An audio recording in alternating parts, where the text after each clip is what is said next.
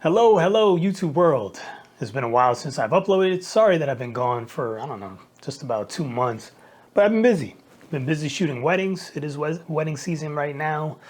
Also, just been busy doing other types of content as well, like some commercial stuff, some product reviews and things like that. Not specifically for this channel. And that's been keeping me very busy.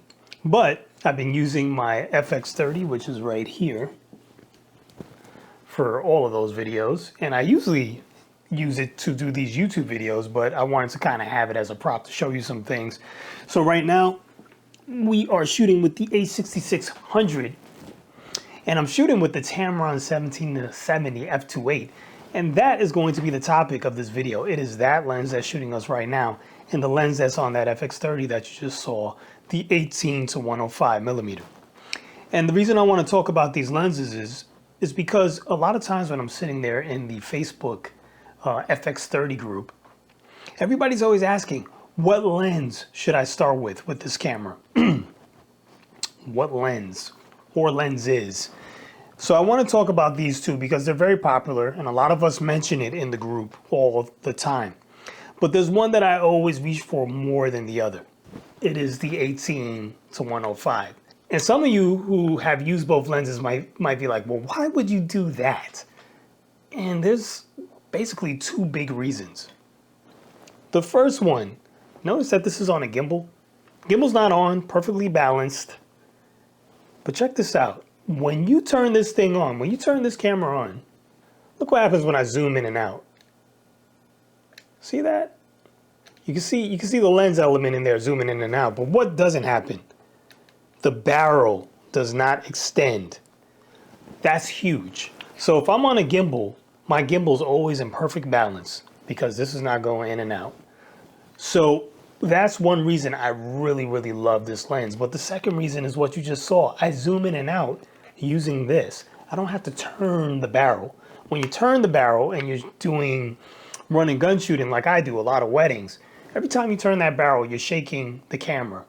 So there's a few seconds from a shot that you can't use because you just shook the camera. That doesn't happen when I use this lens because I can zoom in and out using the side switch, or I can use a little switch right here and go in and out. Also, the range on this one is a little bit longer because this is 18-105 as opposed to 17-70 that's in the Tamron. But I mean, here's the downside to this 18-105. It is an f4 lens, which means that the aperture doesn't open up as wide as something like the Tamron, which is f2.8. So it is more susceptible to noise because you got to pump up your ISO a little bit when the lighting conditions are not as ideal. But honestly, I find that this camera is really not that bad in low lights. But let's get into the Tamron right now, because if you notice, I still have both, right? Tamron is shooting us right now. Every time I shoot these YouTube videos, I'm always using that Tamron. I use that over the 18-105 because in this space, I don't need to zoom into 105. But it is nice to have some additional brightness if I need it, right? I can go all the way to f2.8 so I can blur the background a little bit more if I want to. So there's a little bit more flexibility in that. When I am shooting events, if I'm using the 17-70 and it's a really dim situation, I will sometimes use that and not use the gimbal, and I'll just use a monopod. Also, the image quality out of the Tamron, in my opinion, is a little bit better than what you get out of the Sony. It's not huge, especially if you're outdoors. It's not really noticeable, but it is there. Also, if you have direct sunlight coming into the lens, the flaring is less on the Tamron. You lose a lot of contrast with the Sony when the direct sunlight is getting in there. Nobody wants to shoot in direct sunlight. We try to avoid that. But again, if I'm shooting a wedding, I'm shooting a ceremony, and the couple just happens to be right in front of the sun and it's pouring into the lens, there's really nothing I can do. So, you know, you can put on a lens hood, but a lot of times with the ND filters that I'm using, the lens hood doesn't work because it doesn't fit over it.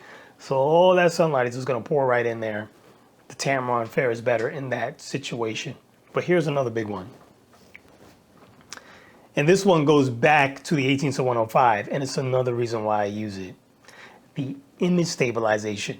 Now they both have image stabilization, but the one that's in the Sony is better.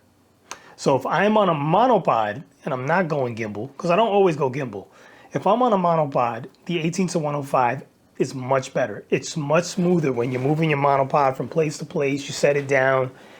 It just keeps that shot a lot smoother. And I find that the Tamron gets really jiggly if you're not very, very delicate with it. And then also, let me back up a little bit. Also with this gimbal, you know, you can run a USB to the camera. So you can run USB-C to the camera. It comes with a cable. And you can control the zoom if you want to with this lens. You can also do that. You can't do that with the Tamron, right? Because the Tamron doesn't have a power zoom in it. So you can use this wheel to control the zoom in and out if you just connect the wire to the DJI, which is kind of cool. One caveat though with that, just something that I want to mention. I thought that would be something that I would always use. I was like, oh yeah, that's going to make everything smoother, you know, because now I don't even have to touch it here or touch it there. I could just go like this. It's not as smooth. So when you zoom in and out, like it's not pressure sensitive. So I feel like it just zooms in and out at like one speed. It's kind of herky-jerky too. So like if you want to do a slow kind of push in, it's like stuttery. It doesn't look good. But if I do that using the little dial here, and I just press it just a little bit, it goes in nice and smooth. It's like a perfectly smooth zoom in and zoom out. And if I go all the way down, it goes out fast. If I go all the way up, it goes in fast. Oh, and by the way, you might have noticed this little bracket thing on my gimbal. This is actually there because I'm able to attach a strap to it. I have another little contraption that goes around my waist where I'm able to set the handle of the gimbal inside of it. And it's just kind of like held in place by itself. I don't even need to hold the gimbal if I don't want to. I'm gonna do a video on that pretty soon. I think I might have posted it to my community tab, a little GIF.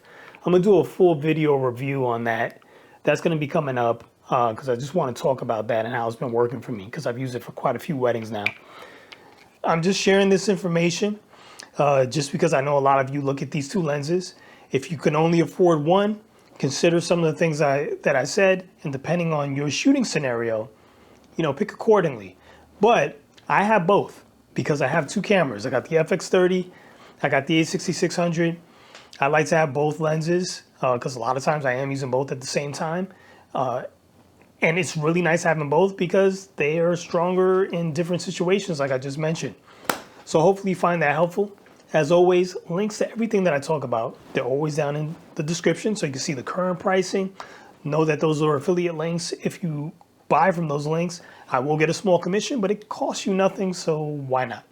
As always, I'm Mike Turner. Thanks for watching, and I guess I'll see you soon.